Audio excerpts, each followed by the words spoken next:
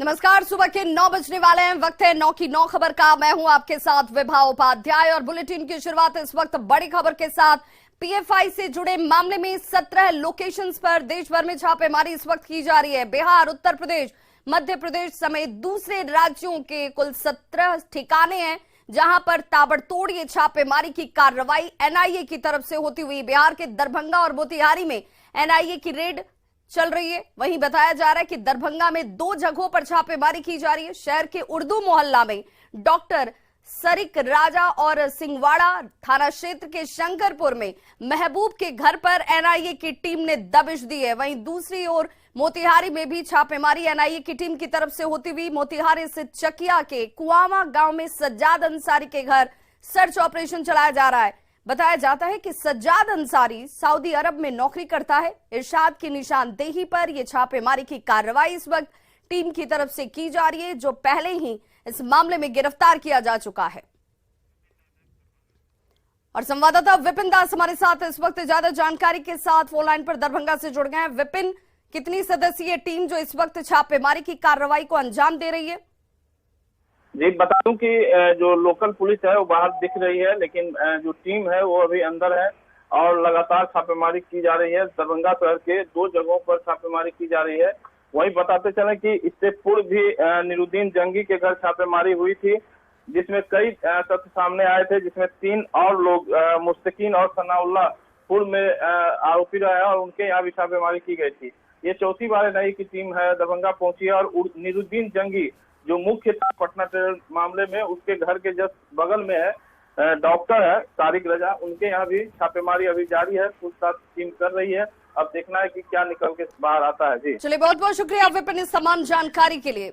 और इस वक्त हमारे साथ सहयोगी मुकेश जुड़ चुके हैं समस्तीपुर से।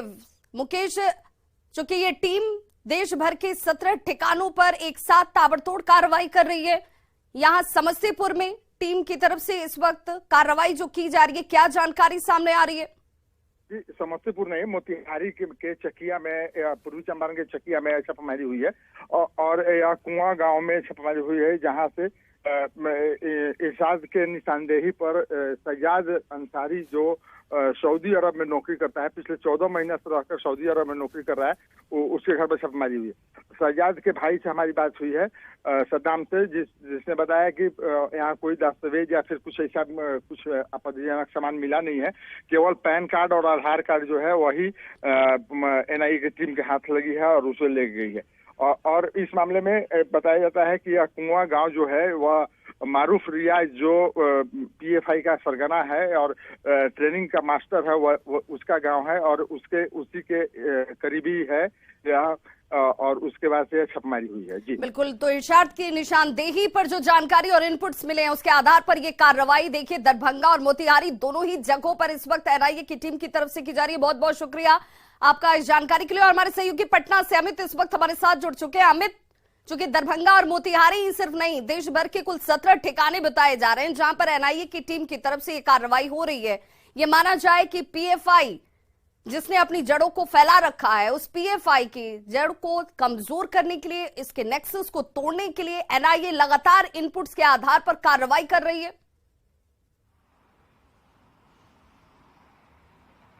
देखिए, निश्चित तौर पे एनआईए पीएफआई के मामले में लगातार जो भी इनपुट मिलते हैं, जब भी इनपुट मिलते हैं तो छापेमारी की कार्रवाई करती है और छापेमारी की कार्रवाई करके वो जो सूचना होती है उसको सत्यापित करना चाहती है, वहां से साक्ष्य संकलन करना चाहती है। और इसी दरमियान जो है ये इनपुट मिले थे एनआईए को दरभंगा और मोतिहारी में छापेमारी इसके आधार पर किया गया है। दरभंगा में जो है तारिक रजा हैं, उनके आवास पे छापेमारी की गई है। दूसरी छापेमारी जो है वो मोतिहारी में सज्जाद के घर पे छापेमारी की गई है। और जो इनपुट थे एनआईए के पास, वो इनपुट थे कि जो हरपुर किसुनी निवासी जो गिरफ्तार हुआ था इरशाद, उसने ये सूचना दी थी कि जो सज्जाद है वो भी पीएफआई के लिए काम कर रहा था और पिछले 14 महीने पहले वो जब इस मामले का खुलासा जब होने को के कगार पे था तो वो दुबई चला गया और सऊदीया जाकर के वो नौकरी कर रहा था। तो पिछले 14 महीने से वो सऊदीया में जाकर नौकरी कर रहा था और अभी जब ईद के समय में वो वापस आया तो ये इनपुट इरशाद ने वापस से साझा किया एनआईए को और उसी के आधार पर एनआईए की टीम यहाँ पे पहुंची थी। सज्जाद के घर पे लगभग 1.5 घंटे से 2 घंटे जो है वो एनआईए की टीम ने छापेमारी की है और छापेमारी के दौरान पैन कार्ड, सज्जाद का जो आधार कार्ड है और कुछ और दस्तावेज वो अपने साथ लेकर के वहां से निकली है, पटना पहुंचेगी और इसके बाद आगे की जो कार्रवाई है वो करेगी। लेकिन सबसे बड़ी बात है कि पीएफआई का मामला सिर्फ बिहार तक ही सीमित नहीं है। बिहार के बाहर भी उत्तर प्रदेश, मध्य प्रदेश, कर्नाटक, कई ऐसे राज्य हैं जहां पे ये फैला हुआ है और उन सभी 17 ठिकाने हैं जहां पे आज छापेमारी चल रही है। और एनआईए सोर्सेज से जो जानकारी मिली है उसके मुताबिक मुकम्मल जानकारी जो है वो एनआईए के पास है। पीएफआई के मामले में और अधिक जो कार्रवाई है वो तेज की जाए, इसको लेकर के ये छापेमारी की गई है और जो दस्तावेज अभी मिले हैं उसको सत्यापन करने का काम जो है एनआईए की तरफ से किया जाएगा। लेकिन सबसे बड़ी बात है कि इसी मामले में एक शख्स जो है वो वैशाली में है और वो फरार है, तो उसकी गिरफ्तारी के लेकर अब तक एनआईए की तरफ से कोई ठोस पहल नहीं की जा रही है। ये भी एक सवाल के घेरे में है। लेकिन सबसे अहम बात है कि आज 17 ठिकाने हैं, बिहार, यूपी, मध्य प्रदेश, कर्नाटक, वहां पे ये छापेमारी चल रही है और जो सोर्सेज बता रहे हैं कि आगे और भी छापेमारी होगी और भी। तो बिल्कुल प्रतिबंधित पीएफआई संगठन जिसकी गतिविधियों की जांच इस वक्त एनआईए की तरफ से की जा रही है और इसीलिए देश भर के 17 ठिकाने जिसमें यूपी, बिहार और एमपी तक इसका दायरा जो नजर आता है, साथ ही साथ कर्नाटक में भी इसे लेकर छापेमारी की जा रही है। बहुत बहुत शुक्रिया अमित इस तमाम जानकारी के लिए। और आरोपी सज्जाद के भाई का क्या कुछ कहना है, जरा वो सुनिए। लेकर गया कुछ नहीं मिला, केवल वो आधार का मैंने आईडी लेके गया है सजाद को, यही ना? केवल सजाद का आईडी लेके गया, बाकी कुछ पूरा सर्च किए। ये लोग रात कुछ में भी नहीं पाया गया। कल रात भी आए थे क्या?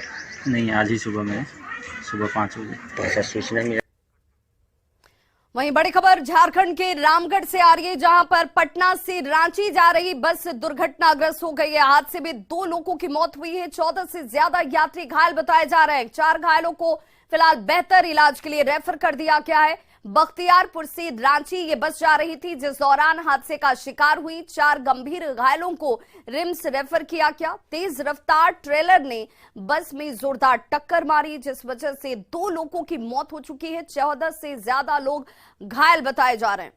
और तस्वीरें देखिए इस वक्त आपके टीवी स्क्रीन पर, किस तरीके से बस के परखच्चे जो हैं वो उड़ गए हैं। अंदाजा लगाया जा सकता है कि उस दौरान बस में बैठे यात्रियों को कितनी गंभीर चोटें आई होंगी और 14 यात्री गंभीर रूप से घायल बताए जा रहे हैं और 2 लोगों की मौत हो गई। तो रामगढ़ में पटना से बख्तियारपुर से रांची जा रही एक बस NH-33 के चुट्टूपाली घाटी में दुर्घटनाग्रस्त हुई और इसी हादसे में 14 लोग घायल हुए, 2 लोगों की मौत हो चुकी है। बताया यह जाता है कि बस अनियंत्रित ट्रेलर से जाकर टक्कर हो जाती है और घायलों को तत्काल एम्बुलेंस के जरिए सदर अस्पताल में भर्ती कराया गया। ये तस्वीर इस वक्त NH-33 पर भीषण हादसे के बाद की, और इस तस्वीर को देखकर आप अंदाजा लगा सकते हैं कि जो टक्कर होगी वो कितनी जबरदस्त थी।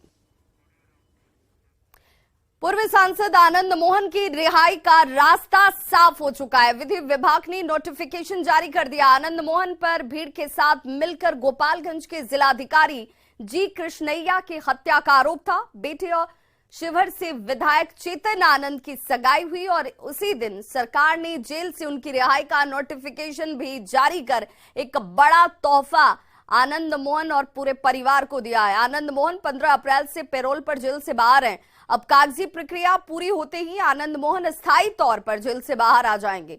जेल में आनंद मोहन के अच्छे व्यवहार को देखते हुए, आचरण को देखते हुए बिहार सरकार ने नियमावली में बदलाव किया है।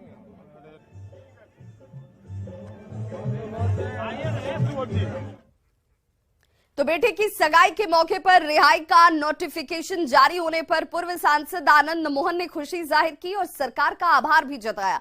आनंद मोहन ने कहा कि कागजी प्रक्रिया पूरी होने के बाद जब वे अस्थायी रूप से जेल से बाहर होंगे तब वे तमाम दूसरी चीजों पर बात खुलकर करेंगे। आनंद मोहन से बात की हमारे संवाददाता संजय कुमार ने। पूर्व सांसद आनंद मोहन के लिए आज दोहरी खुशी है। एक तरफ बेटे की सगाई है और दूसरी तरफ राज्य सरकार ने उनके रिहाई के लिए अब रास्ता साफ कर दिया। आज नोटिफिकेशन भी निकल गया। कैसी अनुभूति हो रही है? अब ये कहने की बात है, ये तो खुशी का पल है।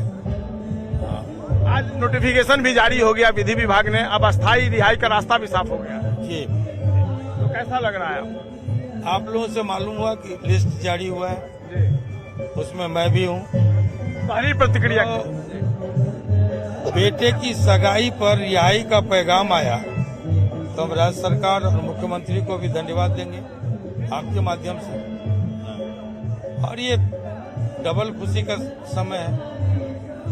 लगातार समर्थकों से घिरे हुए हैं और आज दोहरी खुशी मिली है, ईश्वर को क्या कहना चाहेंगे? नहीं, सब बिल्कुल आभार है। अब आने वाले दिनों में कुछ स्ट्रेटेजी आपने बनाई होगी किस तरीके से समाज की सेवा करनी है? पूर्णतः जब पूरी तरह रिहाई हो जाएगी, निकल आएंगे, फिर बात करेंगे। बिल्कुल, आनंद मोहन जी ने कहा कि जब रिहाई हो जाएगी, कागजी प्रक्रिया पूरी हो जाएगी, तब इस बारे में वो विस्तृत बातचीत करेंगे। लेकिन निश्चित तौर पर एक तरफ बेटे की सगाई की खुशी और दूसरी तरफ राज्य सरकार का एक पहला तोहफा आनंद मोहन के लिए, और उन्होंने अपनी खुशी जाहिर की है और कहा है कि धन्यवाद कि सभी ने हमारे लिए कोशिश की है। कैमरा पर्सन सुबोध के साथ संजय कुमार, न्यूज 18 पटना। बड़ी खबर झारखंड के गिरिडीह से आ रही है, जहां पर 2 युवक की हत्या कर दी गई है। 2 युवक की पत्थर से मारकर हत्या की खबर इस वक्त आ रही है। शराब तस्करी को लेकर हत्या की आशंका जाहिर की जा रही है। झरना पहाड़ी जंगल में वारदात को अंजाम दिया गया। दोनों युवकों के शव की बरामदगी पुलिस ने कर ली है। दोनों युवक चकाई के चरका पत्थर के निवासी बताए जा रहे हैं और मृतक युवकों की पहचान आधार के जरिए की गई। वहीं बड़ी खबर छपरा से, जहां पर 10 साल की बच्ची के साथ 2 युवकों ने गैंगरेप की घिनौनी वारदात को अंजाम दिया है। पीड़ित बच्ची की हालत बिगड़ने पर जब छपरा अस्पताल में उसे भर्ती कराया गया और फिलहाल इलाज इस बच्ची का चल रहा है, तब लोगों के संज्ञान में खबर आती है, जानकारी होती है। हालांकि पुलिस ने त्वरित कार्रवाई करते हुए 2 आरोपियों को गिरफ्तार भी किया है। आगे की कार्रवाई पुलिस की तरफ से इस वक्त शुरू की जा चुकी है।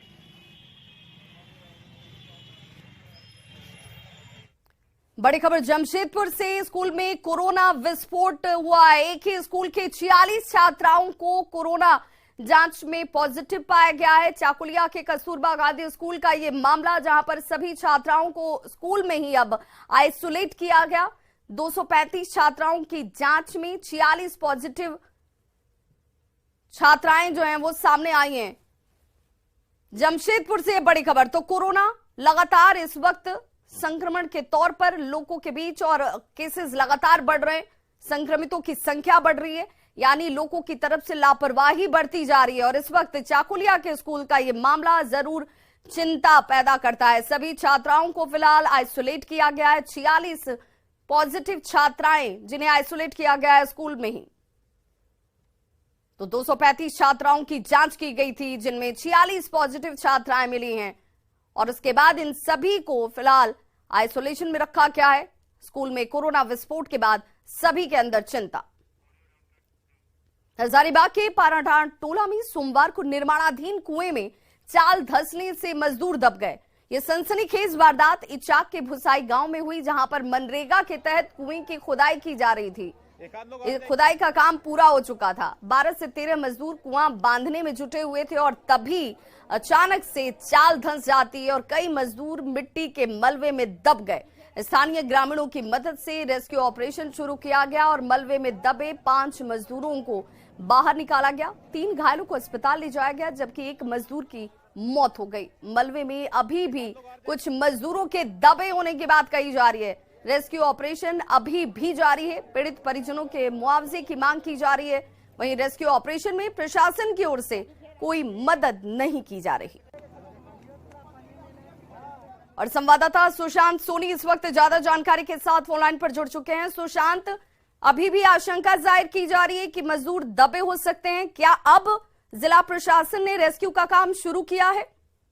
जी, आपको बता दें कि जिस तरीके से कल देर रात तक प्रशासन और तमाम जो ग्रामीण है उनके द्वारा रेस्क्यू की जा रही थी, लगातार अभी भी जो है रात होने की वजह से रेस्क्यू का कार्य रोक दिया गया। हालांकि सुबह होते ही यहाँ के जो तमाम ग्रामीण है और प्रशासन की मदद से जेसीबी के द्वारा जो है रेस्क्यू किया जा रहा है। अब देखना यह गौरतलब होगा कि जो निर्माणाधीन कुएं हैं उसमें कितने 100 बाहर निकल पाते हैं। फिर आरोप क्यों सामने से आ रहे हैं कि रेस्क्यू ऑपरेशन में प्रशासन की तरफ से कोई मदद नहीं मिल रही है? आपको बता दें कि यह जो घटना जो है वो 12 बजे की है। लगातार शाम तक होने के बाद ग्रामीण अपने खुद के खर्च से रेस्क्यू कर रहे थे। उसके बाद शाम की जो है प्रखंड के पदाधिकारी लोग पहुंचे। पहुंचने के बाद बहुत बहुत शुक्रिया सुशांत इस तमाम जानकारी के लिए। वहीं बड़ी खबर समस्तीपुर से, जहां करीमपुर गम थाना इलाके में विक्रमपुर वांदे गांव में देर रात अचानक से आग लग गई, जिससे 2 दुकानें जलकर राख हो गईं। इस घटना में लाखों के नुकसान की आशंका जाहिर की जा रही है। ये तस्वीरें इस वक्त आपके टीवी स्क्रीन पर, इस तस्वीर को देखकर आप अंदाजा लगा सकते हैं कि कैसे भयावह तरीके से इस आग ने आसपास के इलाके को अपनी चपेट में ले लिया। 2 दुकानें इसमें जलकर पूरी तरह से खाक हो गईं। अगलगी में 2 दुकानें जहां पर जली हैं, लोगों की तत्परता से और बाद में फायर ब्रिगेड की टीम की मदद से इस आग पर काबू पाया गया। झारखंड में मौसम विभाग ने राज्य भर में अगले 27 तारीख तक येलो अलर्ट जारी कर दिया है। मौसम विभाग की माने तो 27 तारीख तक झारखंड के कई क्षेत्रों में बारिश हो सकती है और वज्रपात की भी आशंका जाहिर की गई है। इधर मौसम के बदलते तापमान को देखते हुए अब ऐसे में यह अंदेशा जाहिर किया जा रहा है कि लोगों को ज्यादा सचेत रहने की जरूरत है। 27 अप्रैल तक झारखंड में येलो अलर्ट है। राज्य के हजारीबाग में न्यूनतम तापमान 17 डिग्री तक पहुंच चुका है। ज्यादा जानकारी दे रहे हैं संवाददाता गौरव झा। राजधानी रांची में मौसम का मिजाज बदला है। सिर्फ रांची में नहीं, झारखंड भर में जो तपती हुई धूप थी उससे लोगों को राहत मिली है और अगले 27 तारीख तक मौसम विभाग ने अलर्ट भी जारी कर दिया है कि कुछ क्षेत्रों में, यानी कि येलो अलर्ट जारी कर दिया है। कुछ क्षेत्रों में वज्रपात की जो संभावना है वो जाहिर की गई है, साथ ही तेज हवा भी चल सकती है। यहाँ स्थानीय लोग हैं हमारे साथ और मौसम के इस बदले हुए मिजाज के बारे में क्या कहेंगे? मौसम तो इतना सुहाना हो गया है कि बस लगता है कि ये पार्क जैसे आए हैं तो अब यहीं पे बैठे रहे।